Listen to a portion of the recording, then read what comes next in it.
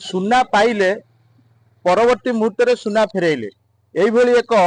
दृश्य आसी अस्तरंग ब्लॉक तालदा पंचायत रु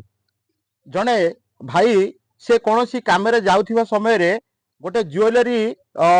बॉक्स टी पाई जो थे 20,000 टंका नगद कैश किसी अलंकार रही एवं सी रखी विभिन्न स्थान में पचरा उचरा करते किछि मास किछि दिन बीतीगला से ठाब करते जहाँ से सुना हजी जो दंपति से पाखु परिचय पाई पचरा उचरा करने से सठिक प्रमाण पाइला आज डाकिकी गाँव में जो गादी मठ रही गादी मठ सामने आज सुना फेरौं सीधा सड़क प्रतिक्रिया रखिए भाई आजिका दिन में जदि किए 100 टଙ୍କା भी पाँच पकेट नहीं पलि जाऊँगी किंतु आपड़ गोटे दामी जिनिस आपन भगवान गोटे सुना देखले सुना अलंकार ता सहित 20,000 टଙ୍କା कैश आप आराम से चली जाता किंतु ये चिंताधारा केमी केमी पाइले से कहानीटा कहूँ ना आज्ञा देखु मु रातिर 9:30 घटिया समय शालजंगा महिमा आलोक आश्रम फेरुची फेरला समय गोटे मनी प्लस गोटे सीमेंट काउंटर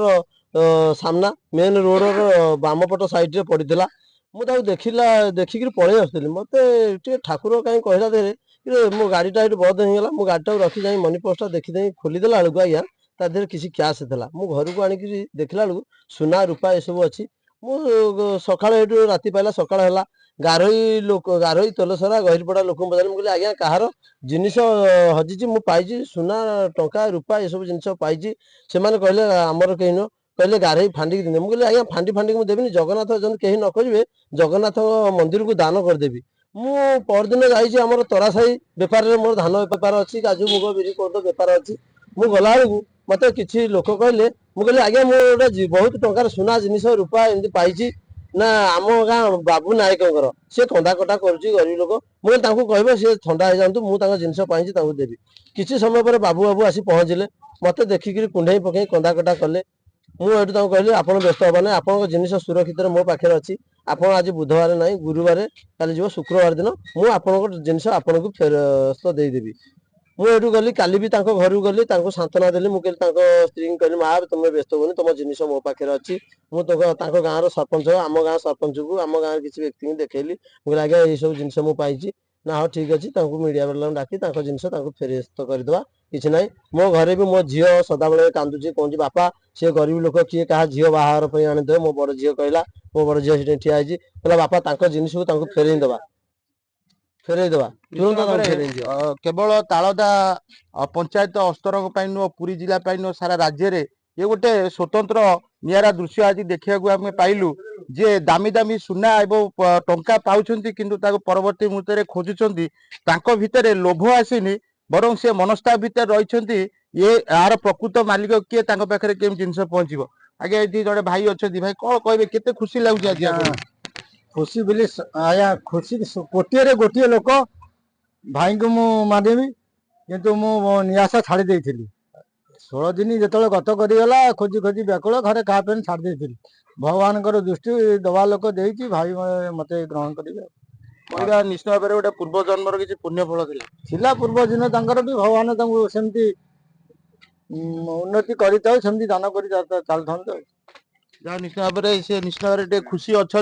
एभली आजिका समाज रे गोटे एभली युवकर जो साहाय्य जो अवदान से निश्चित भाव गोटे स्मरणीय रहिबो से माँ जने बसुचंती जी आज खुशी रे मध्य कांदुचंती से आशा हरैथिले तांकर दामी दामी सुना अलंकार हजि जाइछि 20,000 टଙ୍କା कैश हजि जाइछि कौन कहबे आज्ञा केमिति कौन आशा भांगी जाइथिला आपण जेतेबेले सुनिले खबर पाइले के जने